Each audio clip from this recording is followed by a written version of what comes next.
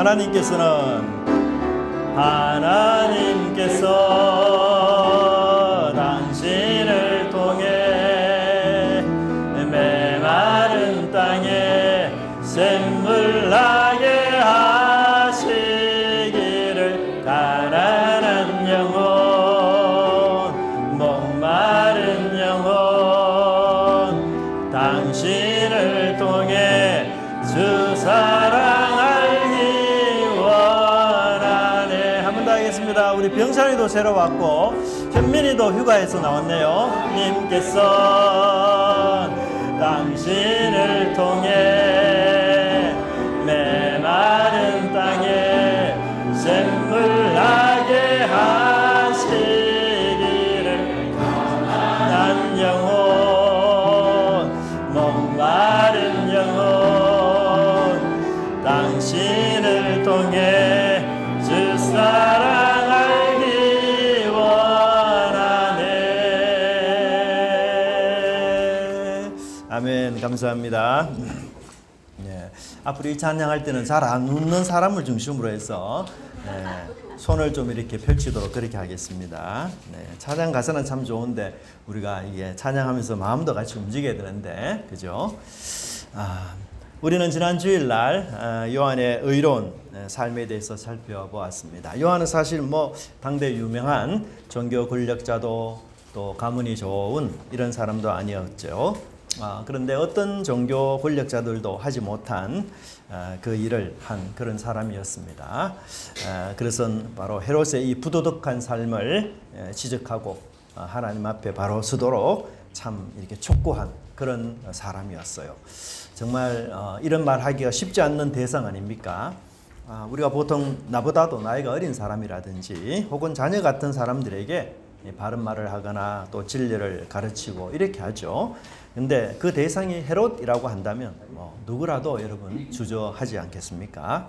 그런데도 불구하고 이 요한은 앞으로 나아갔고 또 자신이 받은 하나님의 소명, 선지자의 사명을 감당하기 위해서 광야에서부터 헤롯 성전까지 낮은 사람에서부터 높은 사람에게까지 나아가서 하나님의 말씀을 선포한 이런 믿음의 사람이었습니다. 사실 그도 우리와 같이 염려와 걱정이 많은 인간입니다. 두려운 마음이 왜 없었겠으며 참 걱정되는 마음이 왜 없었겠습니까? 만약 헤롯이 요한의 직언을 수용한다면 친구가 되겠지만 그러나 거부한다면 요한을 원수처럼 여길 것이고 거부할 가능성 몇 %겠습니까? 1000% 이상 안 되겠어요. 네. 그래서 만약에 저와 여러분이 그 당시 이 요한의 친구라면 여러분 어떤 조언을 하겠습니까? 말렸을 거예요. 헤롯에게 가지 마라. 헤롯에게 말씀을 전하는 차라리 짐승에게 전하는 것이 낫다. 헤롯이 말씀을 듣고 회개할 일 절대 없다. 너 그 말 했다가는 자칫 감옥에 들어간다. 너만 손해다. 너무너무 어리석은 일이다. 아마 이렇게 만류했을 것입니다. 헤롯도 알았겠죠. 마음속에 얼마나 끊임없는 갈등이 그에게 있었겠습니까? 그런데도 그런 그 갈등, 그 긴장, 그 두려움을 물리치고 이 헤롯 앞에서 남들이 하지 못했던 그 진리를 선포할 수 있었던 그 이유가 도대체 뭘까? 무엇이 헤롯에게 있어서 부패하고 타락한 권력자 앞에서 정말 당당하게 그렇게 말씀을 전하도록 요한에게 뜨거운 용기를 그렇게 주었을까? 그것은 바로 그가 빛을 보았고 그 참빛을 가진 사람이었기 때문이었습니다. 여러분, 빛은 어두움을 보고 도망하지 않아요. 오히려 어두움이 빛을 보고 도망합니다. 여러분, 칠흑 같은 어두움이라도요, 작은 빛 조각 하나 이길 수가 없어요. 그렇지 않습니까? 그래서 우리 마음속에 예수님의 빛으로 충만한 사람은 이 세상의 어두움에 결코 지배당하지 않습니다. 도망하지 않습니다. 여러분, 내 속에 도사리는 어두움들, 이것을 보고 이건 아니야 이렇게 말하면서 그 어두움에 내가 저항하고 그 어두움에 내가 함께하지 않는 것이에요. 저는 요한의 이런 모습을 보면서 뭘 느낍니까? 정말 믿음의 영웅이다. 정말 감동을 주는 사람이구나. 저만 그런 건 아니겠죠? 그렇죠. 여러분, 빛의 사람은 감동을 줘요. 가까이 하고 싶고. 그러나 어두움은 사람을 망하게 합니다. 멀리 하고 싶은 것입니다. 요한은 빛된 예수님을 보았고 그 예수님을 마음에 담았는데 우리 역시 빛된 예수님을 보고 우리도 믿는 사람들입니다. 그래서 우리 속에도 요한과 같은 예수님의 빛이 찬란하게 비치도록 그렇게 하나님께 나가야 될 것입니다. 여러분, 요한과 우리는 함께 빛의 사자들입니다. 같은 팀 일원이에요. 어두움을 향해 싸우는 빛의 동지들입니다. 빛의 선배가 바로 요한입니다. 그러므로 우리도 요한과 같은 이 빛의 길을 걸어가는 저와 여러분이 되길 바랍니다. 어두움의 길에서 벗어나서 우리 미움과 시기와 질투를 버리고 우리 무정하고 아주 무자비하는 이런 마음들, 부도덕한 삶들 다 결별하고 이별하는 이런 빛된 마음 우리가 가져야 될 것입니다. 여러분, 내 안에 어둠이 죽고 빛이 환하게 비치는 이 삶은 바로 세례 요한처럼 이웃들에게, 사람들에게 감동을 주는 삶을 살게 되는 것입니다. 여러분, 내일부터 우리 직장 다니실 때 동료들, 이렇게 저렇게 만난 사람들, 그들을 여러분 예수님의 빛으로 물들이는 그런 은혜가 있기를 바랍니다. 예수님의 빛으로 감동하게 한다면 내가 다니는 곳곳마다 어두움은 여러분 물러갈 것입니다. 내 안에 있는 어두움은 물러가고 빛으로 가득 차야지 내가 이웃에게 빛을 보여주지 않겠습니까? 우리 교회 성도님들 이런 복된 삶을 살기를 간절히 바랍니다. 빛으로 가득했던 요한에게도 시련이 왔어요. 요한이 이 감옥이라는 상황에 만나게 되니까 요한에게 아주 이상한 현상이 하나 생기게 됐는데 그것은 바로 그가 가진 빛이 점점 사라지게 되었다는 사실입니다. 그렇다면 요한에게 사라진 빛은 도대체 구체적으로 어떤 것인지 우리가 한번 살펴보도록 하겠습니다. 요한은 영적 침체에 빠져서 어두워지기 시작했습니다. 여러분, 요한이 감옥에 갇혔죠. 난생 처음 감옥에 갇혔습니다. 정말 불편하고 힘든 곳 아닙니까? 자유가 억압이 됩니다. 만날 수 있는 사람 제한되고 초라한 음식에 아주 불편한 잠자리, 그렇게 매일을 보내야 했을 것입니다. 여러분들이 많이 주님의 일을 내가 열심히 그렇게 일하고 말씀대로 헤롯에게 말씀을 전파했다가 이렇게 의롭게 그렇게 살다가 감옥에 갇혔다. 어떤 마음이 들겠습니까? 아마도 불평과 원망의 마음이 나올 것입니다. 요한이 주님의 일을 얼마나 열심히 했습니까, 여러분? 요한의 사역을 보고 그 당시 주위 사람들은 요한을 메시아로 여길 정도였습니다. 네가 엘리야냐? 여기 엘리야라는 말은 메시아를 암시하는 표현입니다. 네가 그 선지자냐? 이것도 모세의 후계자로 약속한 선지자를 뜻해요. 그래서 요한의 사역을 보고 사람들이 굉장히 놀랐습니다. 자, 요한 저 사람 정말 메시아가 아닌가? 이렇게까지 요한의 사역에 대해서 놀랍게 여겼어요. 뿐만 아니라 요한은 여러분 예수님의 사역을 출발시킨 사람으로서 예수님에게 무려 세례를 준 사람이었어요. 그리고 예수님을 향해서 하나님의 아들입니다 라고 최초로 증언했던 사람이었어요. 여러분, 이 예수님이 사역을 잘할 수 있도록 요한이 정말 앞서서 굳은 일, 힘든 일 다 하면서 이렇게 예수님이 앞으로 나갈 수 있도록 길을 마련한 그 사람. 요한의 아버지 사가랴는 이 성령에 충만해서 자신의 아들의 사명을 이렇게 이야기합니다. 이 아이여, 네가 지극히 높으신 이의 선지자라 일컬음을 받고 주 앞에 앞서가서 그 길을 준비한다. 주 앞에 앞서가서 그 길을 준비한다는 말은 여러분 임금님 행차와 똑같은 표현입니다.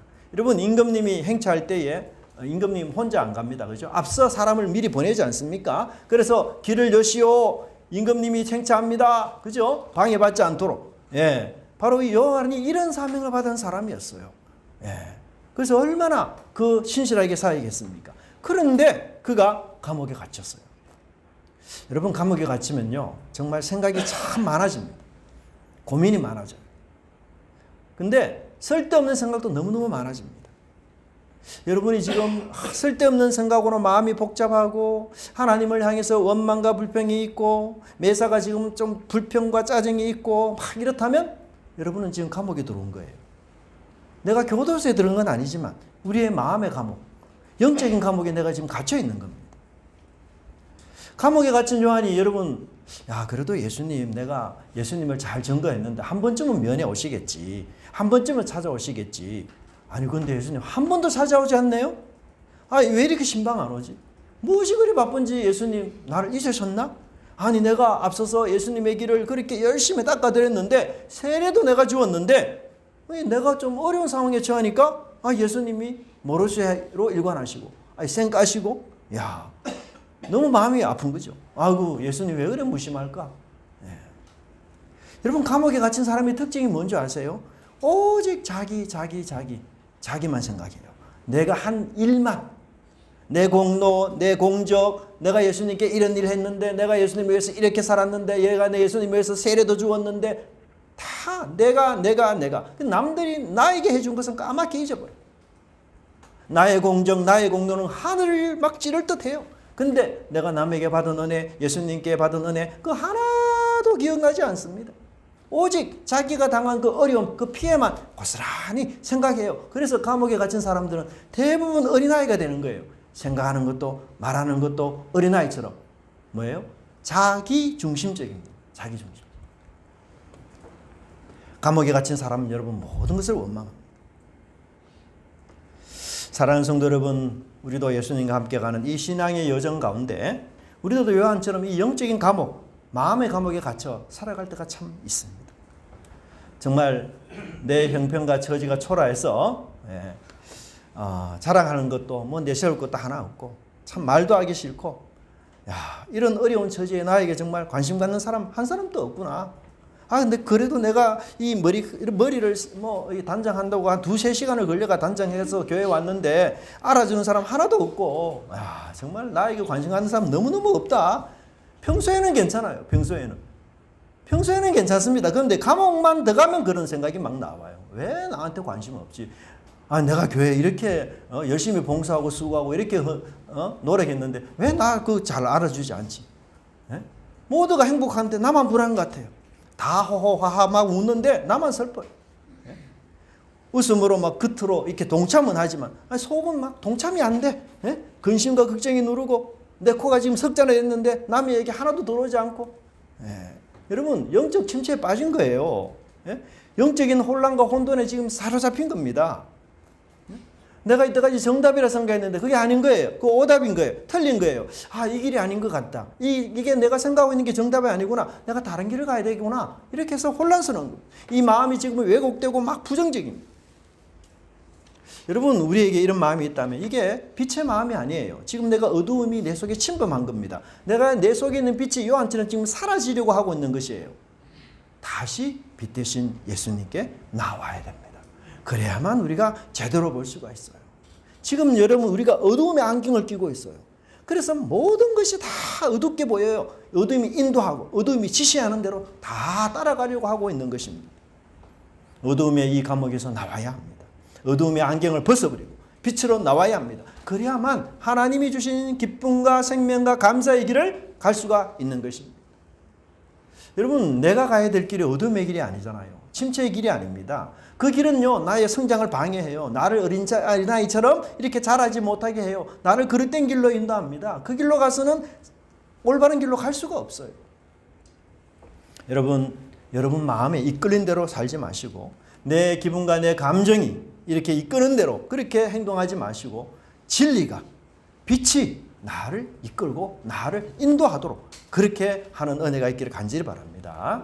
여러분, 시편 저자도 이런 어려움을 당했어요. 감옥에 갇혔어요. 그래서 시편 42편 5절에 내 영혼아 어찌하여 낙심하며 어찌하여 내 속에서 불안하여 하는가.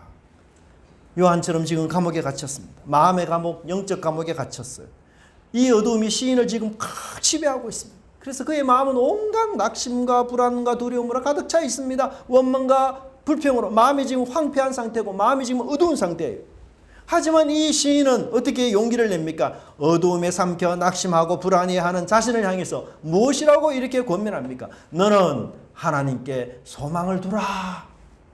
빛된 말씀, 진리의 말씀을 따르라. 어두움에 빠지지 마시고 빛을 창조하신 하나님께 소망을 두라. 그럴 때 우리 불평의 입술이 찬송의 입술로 변하고 원망과 탄식과 낙심의 입술이 감사의 기도를 하는 입술로 변화될 것으로 우리가 믿어야 할 것입니다, 여러분. 여러분, 우리의 낙심하고 불안해하고 염려하는 이 마음은 우리에게 스스로 치료할 수가 없어요. 감옥에 갇혀서 원망하고 불평하는 이 마음을 바꿀 수 있는 능력은 오직 누구에게 있습니까? 어두움의 죽음에서 부활하신 예수님만 우리 속에 있는 이 어두움을 물리칠 수가 있습니다. 그 믿음 갖기를 간절히 바랍니다. 여러분, 내가 가는 길, 내가 사는 길, 그 길은 언제나 내가 주님을 사랑하고 언제나 내가 주님처럼 살려고 할 때에 나에게 하나님의 생명이 충만해요. 빛이 가득해요. 근데 나를 위해서 살려고 하면 나도 죽고 남도 죽고 이웃도 죽는 겁니다. 자기만을 생각하는 이 감옥에서 벗어나는 유일한 길은 다시 예수님께서 나를 사랑하시고 베푸신 은혜를 기억하는 것이에요. 나의 나 된 것은 주님의 은혜입니다 라고 고백하는 것입니다. 그럴 때에 나를 지배하던 어두움은 사라지고 하나님의 은혜의 빛, 하나님의 사랑의 빛이 나를 가득가득 비추어 줄 것입니다. 어두움은 힘을 잃고 빛이 여러분을 둘러싸게 될 것입니다. 하나님의 평강이 여러분의 마음과 생각을 지켜주실 것입니다. 여러분, 어떤 환경과 어떤 조건과 어떤 사람에게서도 요동하지 않는 뿌리 깊은 나무가 되리라 생각합니다. 그런 믿음 가지시기를 간절히 바랍니다. 두 번째는요, 영적인 침체에 빠져서 예수님에 대해서 회의하는 요한을 보게 됩니다. 여러분, 참 놀라운 사실이에요. 이 예수님 빛을 증거한 사람이 요한 아닙니까? 근데 그 감옥에 갇히니까 예수님까지 회의하게 되었어요. 정말 너무 담대하게 헤롯 앞에서 그렇게 말씀을 전했던 요한 아닙니까? 그런데도 이 요한이 회의하고 불안한 상태에 빠졌어요. 여러분, 영적 침체는요, 도미노 현상이 반드시 일어나게 됩니다. 도미노 현상. 뭐죠? 작은 불평, 의심이 결국은 눈덩이처럼 커져서 나 자신도 감당할 수 없는 그런 상황에 이르게 돼요. 조그만 낙심, 조그만 불안이 정말 정폭되고 또 커지고 또 커져서 나 죽어야 되겠다. 나 살 필요 없구나. 이러면서 자신을 죽음으로 이끄는 이런 일이 생길 수도 있는 거예요. 여러분, 지금 요한은 개인적인 불평, 그 불만 이걸 넘어서서 이제 예수님을 불신하고 예수님을 회의하는 일에 이르기까지 되었어요. 그때까지만 해도 요한이 예수님과 얼마나 관계가 가까웠습니까? 근데 감옥에 갇히고 개인적인 불평과 원망에 빠져보니, 감옥에 갇혀보니 이제는 예수님하고도 관계가 멀어지게 된 거예요. 점점. 아니, 오실 이가 당신 맞습니까? 아니면 우리가 다른 사람 기다려야 됩니까? 이 질문을 무려 2번이나 반복해요. 지금까지 요한이 여러분 메시아, 예수님은 메시아라 증거하지 않았습니까? 자기에게 세례를 받아온 이 예수님 향해서 이 예수님이 바로 하나님의 아들입니다 이렇게 외쳤어요. 그리고 자신의 제자들에게 너희들 더 이상 나의 제자 되지 마. 이제 예수님의 제자가 되라. 이러면서 자기 제자들을 예수님께 소개한 사람이었습니다. 많은 사람에게 예수님은 어떤 분이냐? 세상 죄를 지고 가는 하나님의 어린 양이다. 이렇게까지 증거했던 사람이었어요. 그런데 감옥에 갇혀있니 요한이 뭐예요? 예수님이 의심스러워졌고 예수님의 소식을 들으면 들을수록 떠나지 않는 의문이 끊임없이 일어나게 되었어요. 예수님이 진짜 구약에서 예언한 그 메시아가 맞는가? 예수님께서 메시아라는 확신이 점점 사라지고 있습니다. 참 이상한 일이 아니에요. 세상에서 가장 가까이에서 직접 보고 예수님을 메시아라 정언한 그 사람, 모세도 아니고 엘리야도 아니고 바로 요한이에요. 그런데 그 요한이 바로 이런 회의에 빠졌다는 것. 요한은 어떤 상황 속에서도 무너지지 않는 믿음을 가진 사람 것 같았는데, 태산 같은 시험도 능히 이길 수 있는 사람 같았는데, 그런 요한이 감옥에 갇히니 다시 회의와 의심에 빠지고 예수님과의 관계가 멀어지려고 하고 있는 것, 이거 참 여러분 충격적인 것 아니겠습니까? 요한은 무엇 때문에 예수님이 메시아라는 진리를 확신하지 못했을까요? 바로 3장 6절의 말씀 때문에 그런 것입니다. 3장 16절의 말씀에 보면 예수님이 하실 일을 딱 2가지로 정리를 해요. 하나는 성령으로 세례를 주고 또 하나는 불로 세례를 준다. 성령 세례는 무엇을 이야기한가 하면 구원을 뜻하고 있습니다. 그렇다면 불 세례는 뭘 뜻할까요? 심판을 뜻해요. 그래서 예수님이 오시면 구원도 하시고 심판도 하시고 이 2가지 사역을 하실 것이다. 요한은 그것을 철석같이 믿고 많은 사람들에게 그런 메시지를 전했습니다. 그런데 예수님이 오셔서 하신 일은 뭐예요?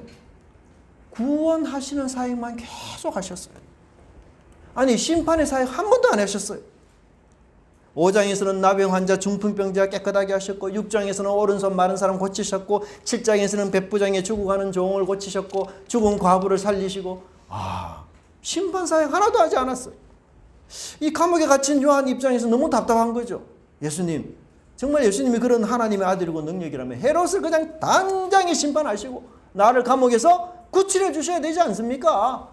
왜 이 악한 헤롯을 그냥 둡니까? 나를 지금 감옥에 가둔 사람 아닙니까? 하나님의 종을 감옥에 가둔 이 사람을 왜 하나님 그만두십니까? 가만히 있습니까? 오시리가 당신이라면 빨리빨리 심판을 해야 되는 것 아닙니까? 이 나의 길 안내자, 나를 언제까지 하나님 감옥에 이렇게 모른 채 하고 두시려고 합니까?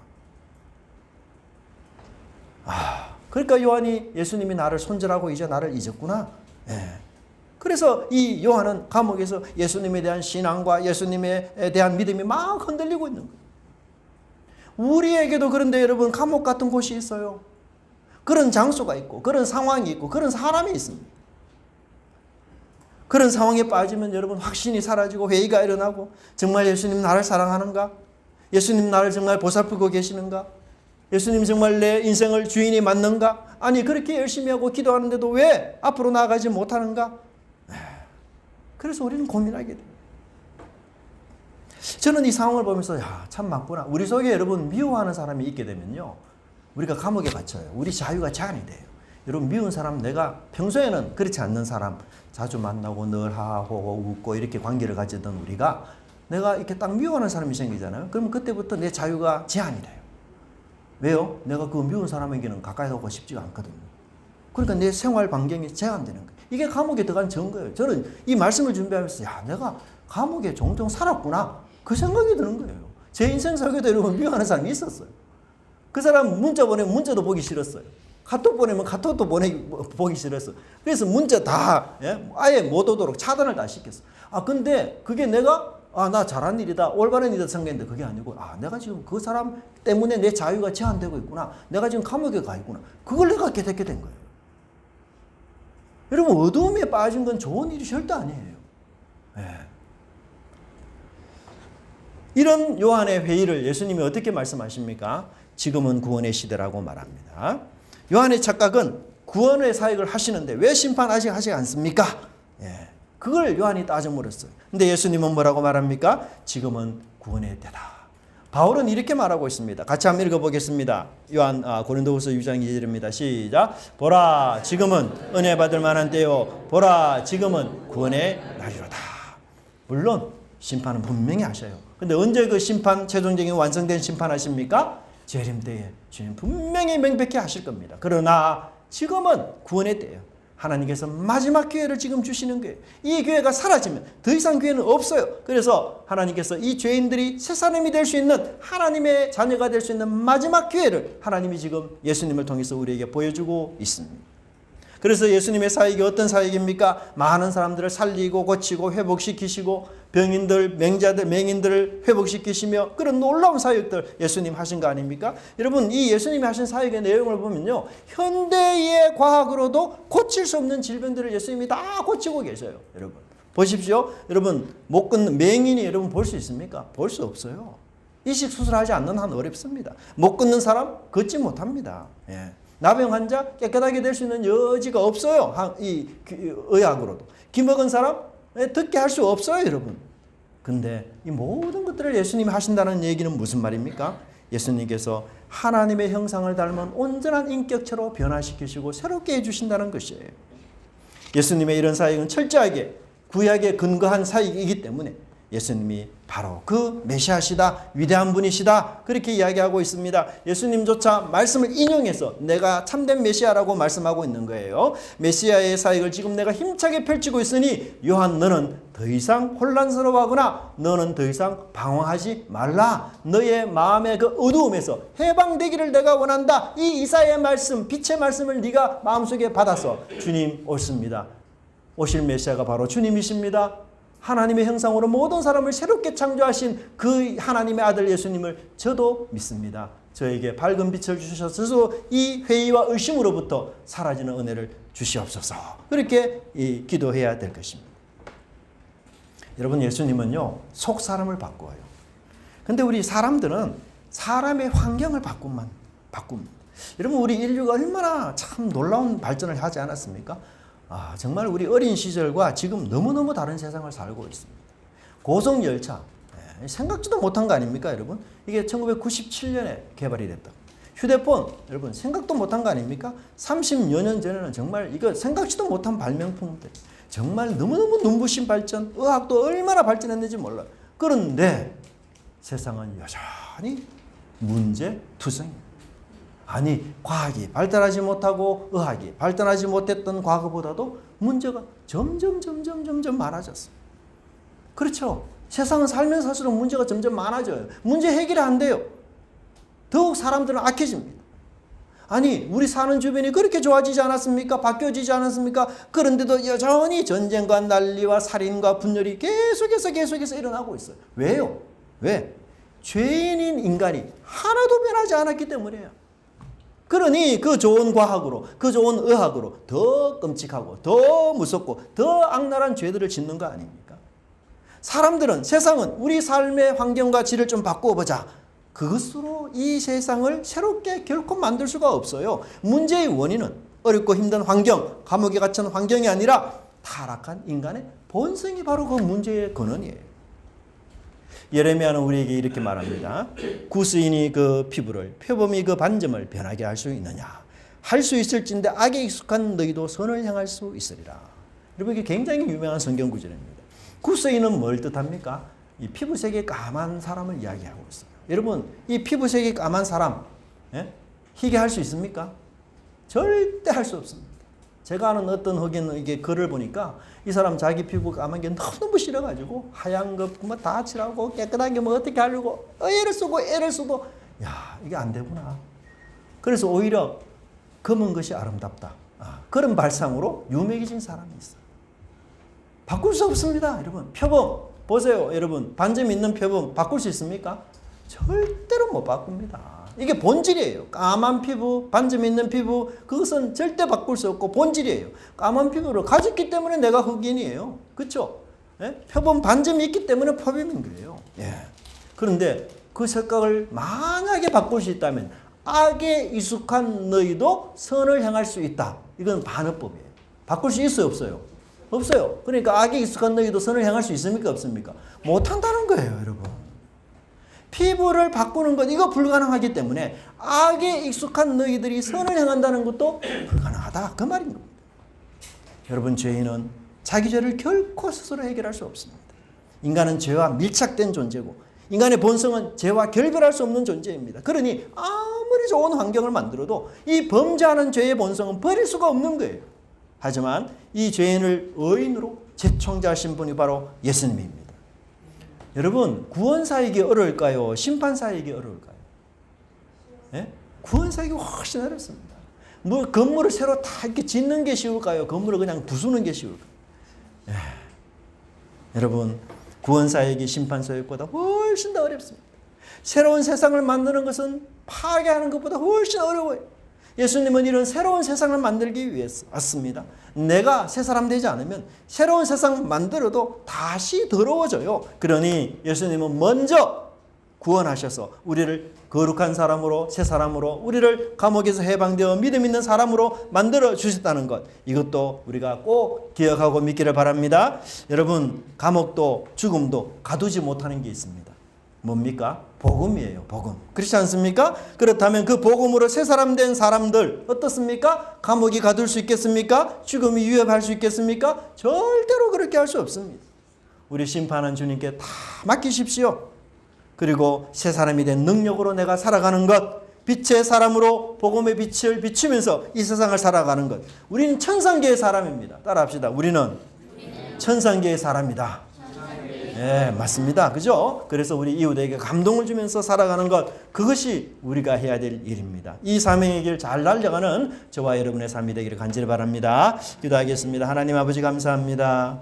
요한처럼 저희들도 주님의 일을 열심히 하다가도 하나님, 때로는 조그만 걸림돌 때문에, 돌뿌리 때문에 넘어지고, 그래서 우리 마음이 감옥에 갇힌 것처럼 답답하고 힘들 때도 많이 있습니다.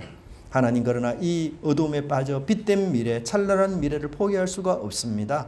어두움에서 벗어나 소중하고 아름다운 미래를 만들어가는 저희 모두가 되게 주님 인도하여 주시옵소서. 하나님, 우리 삶 속에 우리를 낙심하게 하고 절망하게 하는 이 어둠의 감옥으로부터 주님, 저희들이 벗어나고 탈출하여서 하나님 주시는 참된 자유 안에서 믿음을 가지며 저희들이 사람들에게 빛된 사람으로 나타나 그들에게 감동을 주며 예수 그리스도를 전하는 믿음의 사람들 다 될 수 있도록 주께서 축복하여 주옵소서. 감사드리고 예수님 이름으로 기도드리옵나이다. 아멘.